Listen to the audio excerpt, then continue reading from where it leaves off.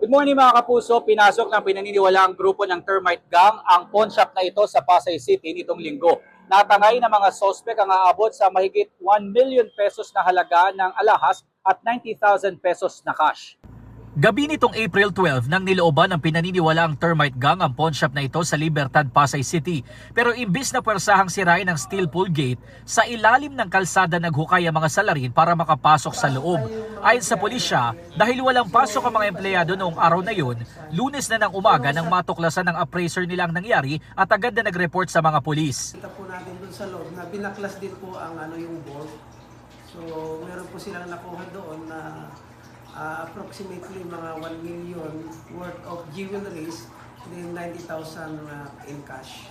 May kita mula sa labas na may isa pang butas sa loob ng pawn shop. Sabi ng mga otoridad, posibleng sinubukang maghukay ng mga salarin papunta naman sana sa isa pang katabing pawn shop. Pero dahil sa limitado nilang oras, hindi na nila ito napasok.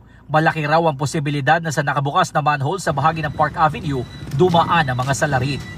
Mga kapuso, dito sa drainage na ito, pinaniniwala ang lumabas at pumasok ang grupo ng termite gang na nanloob sa isang pawn shop dito sa Pasay City nitong linggo. Mula rito sa drainage, nasa 10 minuto raw nilakad ng mga sospek ang kanal hanggang sa makarating sila sa pawn shop. Sa reenactment ng pulisya, may kita kung gaano kasikip ang dadaanan mula sa pawn shop papunta ng drainage. Pero pagdating sa gitna, maluwag na ang dadaanan nila pabalik sa nakabukas na manhole. Posibleng sinamantala raw ng mga salarin ang paghukay nitong nakalipas na Semana Santa. Sa pagulong naman ng investigasyon, natuklasan ng pulisya na posibleng inside job ang nangyari. Ang suspect dito, ang mismong appraiser na unang nag-report sa mga pulis. Sinadya raw kasing patayin ang motion detector ng pawn shop noong araw na mangyari ang insidente.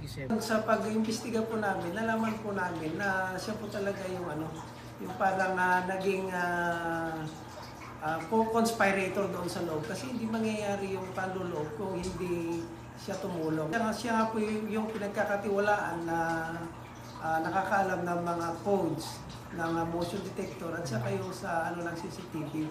So nung tignan po natin yung laman ng CCTV, wala na pong makita footage doon. Pero ayon sa 27 anyos na suspect, matagal na niyang inireport ang problema nila sa CCTV. Nung Wednesday, before yun nangyari, sir, na-report ko na po yun, sir.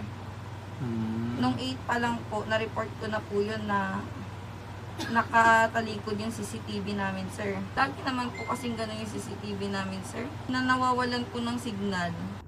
Nakatakdang sampahan ng reklamong robbery upon forced things ang suspect. Patuloy naman na tinutugis ng pulisya ang iba pang salarin. Inaalam din nila kung iisa lang ang mga miyembro na nanloob sa pawn shop at sa mga suspect na nanloob din sa isang bangko sa Marikina City noong 2017. Gayun din sa mga kaparehong insidente sa iba't ibang bahagi ng Cavite noong nakaraang taon.